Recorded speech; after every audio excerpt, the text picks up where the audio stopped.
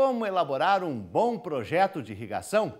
Todos os dados e informações que devem constar do projeto são o tema de hoje da nossa sala de aula.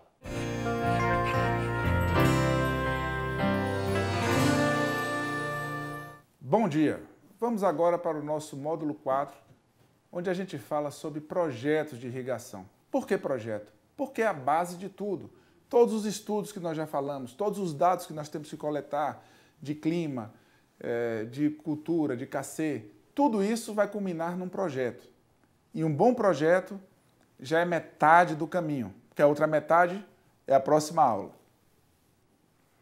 Pois bem, a gente sempre insiste em abrir todas as aulas com esse slide mostrando que lâmina é a nossa unidade de medida de água. Lâmina, que é 1 litro por metro quadrado ou 10 metros cúbicos por hectare.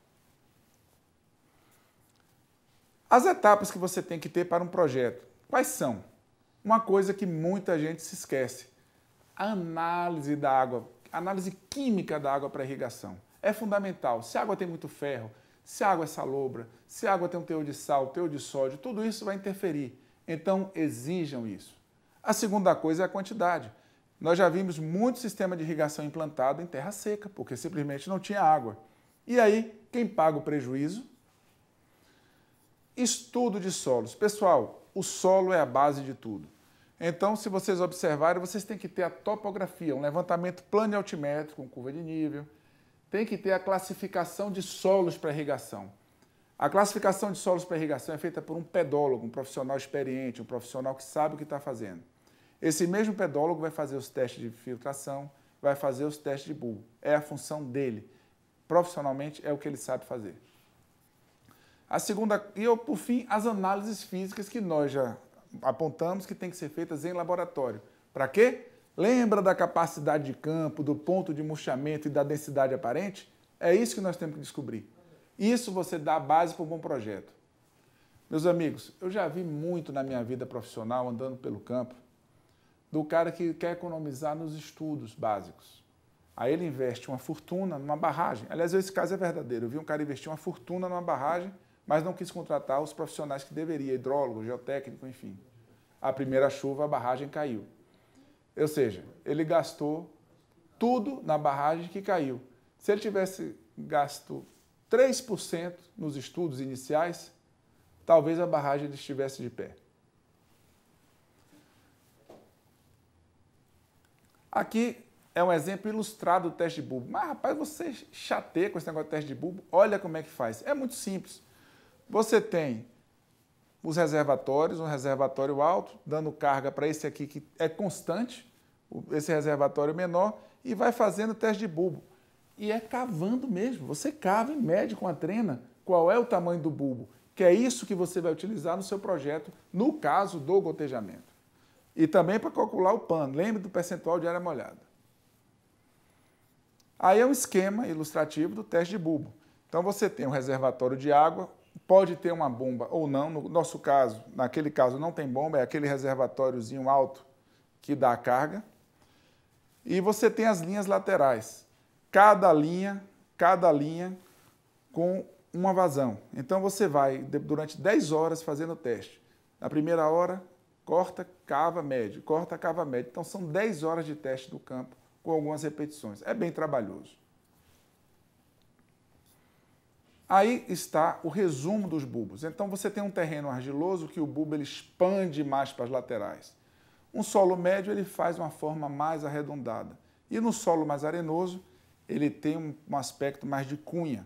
Ele mergulha mais para o solo. Por que isso é importante? É isso que você vai decidir qual é o espaçamento entre os seus gotejadores e se você precisa, no caso do gotejamento sempre, lembrando, e se você precisa mais de uma linha de gotejador por fileira de planta. VIB. Nós falamos da VIB, nós falamos daqueles testes de filtração básica. Olha eles aí. O mais utilizado é esse dos anéis, que a turma toda faz e que o pedólogo faz para vocês. Contratem os profissionais corretos. Repito e vamos bater nessa tecla todo dia. O profissional correto te dá lucro ou diminui seu prejuízo, porque tem outros fatores que não dependem só dele. Agora, quais são as etapas da elaboração de um projeto de irrigação? Primeiro, o planejamento agrícola. O que é que eu vou plantar? Isso é função do mercado, isso é função do se você tem um consumidor para aquilo. Qual é a aptidão climática do seu lugar? Se você tem um lugar que não dá maçã, você não vai plantar maçã. Então, isso é lógico, né? A quantidade e a qualidade da água que você vai utilizar. Para isso, você precisa dos testes de laboratório. E a aptidão dos solos. Às vezes você tem um solo que é mais apto a uma coisa do que outra. Apesar de que, com a irrigação localizada, isso já está mudando.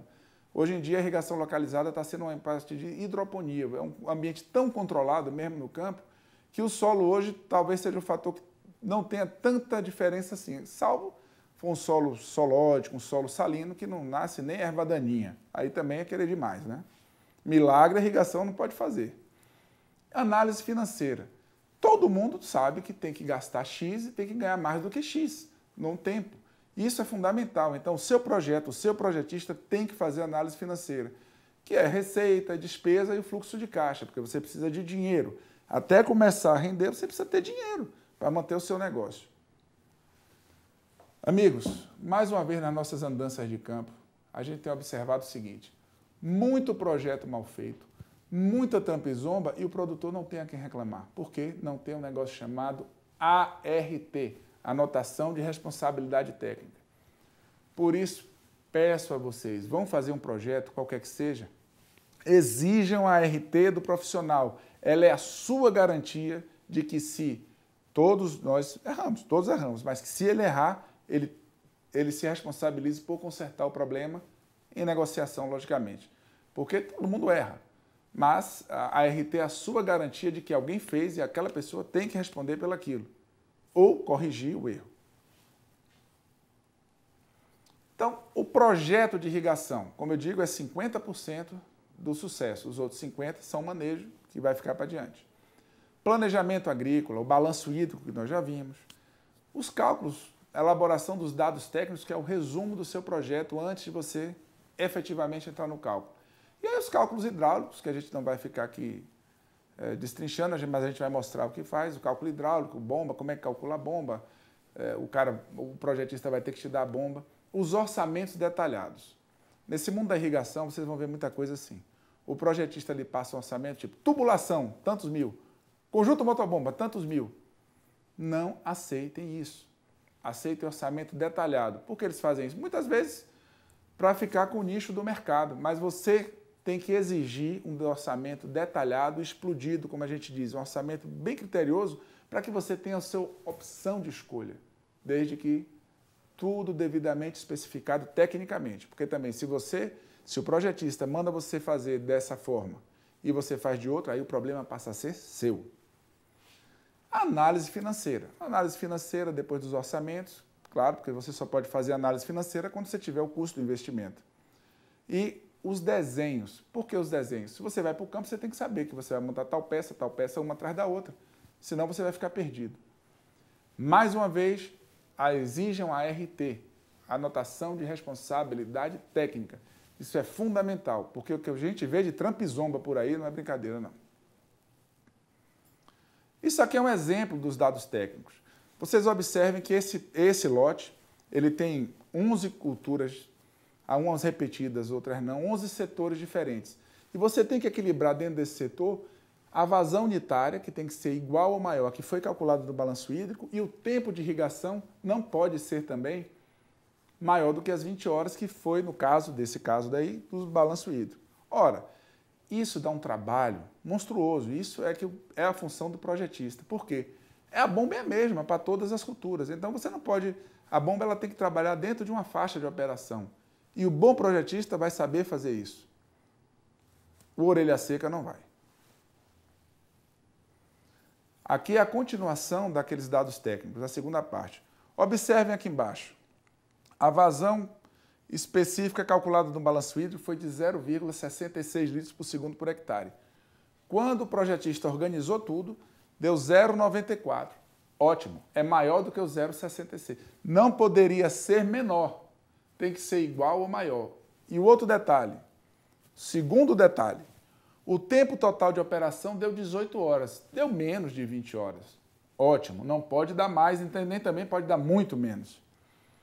E o terceiro item que você tem que ser analisado, se você tem uma bomba, isso nós estamos falando de um lote que tem várias culturas em vários espaçamentos, que é o que era chamado antigamente de samba do crioulo doido. Esse lote ele vai ser o seguinte, você tem uma variação só de 12% da bomba, ou seja, a mesma bomba ela vai trabalhar com uma vazão menor e com uma vazão maior. A variação de vazão ela é muito bem regulada, tem que ser bem regulada. Aqui é um exemplo de cálculo, cálculo da linha lateral, qual é a pressão que vai entrar, quantas linhas laterais você vai ter no setor, tudo bonitinho. Aqui são os cálculos da linha derivada. Então, se vocês observarem, vocês têm lateral por lateral. É uma linha derivada e a linha nas quais as laterais estão. Então, você tem que calcular a pressão em cada ponto. A vazão vai diminuindo na medida que vai chegando para o final. Lá na ponta, você tem em vermelho, zero. Zerou é sinal de que a pressão que está entrando é perfeitamente condizente com o que você quer. E aquele número 16 e 24 é a variação, que não pode ser maior do que 20 no caso de emissores não autocompensantes, que aí já é coisa de projetista que vocês vão ter que ir questionando e perguntando. O cálculo da rede de distribuição. Para a água chegar da bomba para a rede de distribuição, para os emissores, tem que ter a rede de distribuição, uma adutora. Então, aqui é um exemplo de cálculo da adutora. Você tem que chegar com uma pressão final, que no caso desse projeto foi 29 MCA, metros de coluna d'água. Então, depois que você calcula quanto vai perder de energia em filtro, nisso e naquilo, você precisa de uma bomba com 48 metros de coluna d'água, para que chegue o que você quer lá no final, que são os 29,58. Olha como é engraçado. Zerou de novo. Que projetinho que tá bom, viu? Mas e daí? O que é que eu faço com isso? O que é que você faz com isso? Você vai escolher a bomba, meu amigo. Olha só. Aí você vai num catálogo de uma bomba, determina qualquer que você queira, e você vai ver a linha vermelha na vertical é a menor vazão. A linha verde é a maior vazão. Então, você escolheu uma bomba dentro daquela altura manométrica que você queria, que perfeita, ela vai atender a vazão máxima e a vazão mínima. O bom projetista, o que é que ele vai fazer? Ele vai lhe dizer quanto estimar para você quanto de energia você vai gastar. Então, uma planilha desse tipo, cada um tem a sua forma de fazer. Nesse caso, R$ 4.700 este lote por ano prevê-se que gaste de energia. Então, esse custo já está embutido na análise econômica e no orçamento do produtor. A planta ela tem que ser bem apresentada, ela tem que ter um resumo. Nesse caso aqui, vocês têm as válvulas, manga 1, 2, válvula 1, 2, 3, 4, estão vendo? E ali você tem a vazão de cada setor, com essa variação. A pressão que precisa ter antes da válvula, a pressão que precisa ter depois da válvula. São dados que têm que estar visíveis. Por quê? Porque o produtor tem que pegar uma planta, botar um manômetro, regular sua válvula de forma que esteja tudo ok. Que o projeto esteja ok dentro de parâmetros técnicos, que não é o caso de destrinchar isso aqui agora. Mas isso existe, vocês têm que saber que existe. E vocês têm que saber que se existe, vocês têm que cobrar. Então, aqui você tem um exemplo da planilha de orçamento. Olha o grau de detalhamento. Tubo por tubo, peça por peça. Vocês não vão encontrar isso em todos os projetistas, mas exijam de um bom projetista isso. Paguem caro, mas tenham segurança e responsabilidade. Outro exemplo de orçamento, um exemplo de um cavalete. Olha o grau de detalhamento de todas as pecinhas, pecinhas por pecinhas, que são condizentes com os desenhos. O que você vê aqui tem que estar ilustrado no desenho. E é assim que você vai conseguir montar. É assim que você vai conseguir comprar seu equipamento. Análise financeira. Esse bando de número aí, o que é que está lhe dizendo? Tudo que está em branco é porque é viável. O que está em verde, neste caso, não foi viável, mas que foi na análise de sensibilidade, que é coisa de economista, que a gente não precisa entrar nesse mérito. Mas você tem que simular uma pior situação e numa melhor situação. Tem a situação normal, que é a normal. E as outras, quando você reduz a receita e aumenta a despesa na mesma proporção. Tem que ser feito isso. Outra coisa da análise financeira. A capacidade de pagamento. Nesse caso, são projetos que existem, que foram feitos, e que você vê carência, 2, 3 anos, e em quantos anos ele se paga. E até todos, nesse caso, todos se pagaram. Isso é um projeto que existe. A planta, meus queridos, você tem que pegar uma planta e tem que saber, olha, qual o tubo que eu estou colocando e o diâmetro do tubo e o comprimento de cada tubo. Quantas linhas laterais eu tenho em cada setor? Qual é a pressão que eu tenho antes e depois da válvula de cada setor? Isso é fundamental, vocês têm que ter isso. Isso é irrigação. Você tem que ter a representação, a legenda. Esse círculo com a setinha é a vazão de cada setor. Observe que elas são diferenciadas. Mais um exemplo de uma planta. Olha, você está no campo, você não é da área. Você comprou um equipamento. Beleza? Como é que monta? Que peça é essa? Você vai ficar perdido num bando de itens de um orçamento? Não! O projetista tem que lhe entregar o desenho explodido. É isso que a gente chama de explodido. Com o nome da peça e onde você vai colocar. Da mesma forma, aqui é um outro exemplo de desenho explodido. A válvula bonitinha, com antivácuo, com tudo certinho. E isso faz a diferença. Senhores, sempre exijam a RT do projetista. Não tenham medo de gastar dinheiro com o projeto. Porque se vocês gastarem X com um projeto e der inviável, é muito melhor do que vocês gastarem 100X sem projeto e realmente ser inviável. O custo é muito maior. Então, aquilo que vocês estão achando que é prejuízo, na verdade, está protegendo você. Até a próxima aula. Muito obrigado.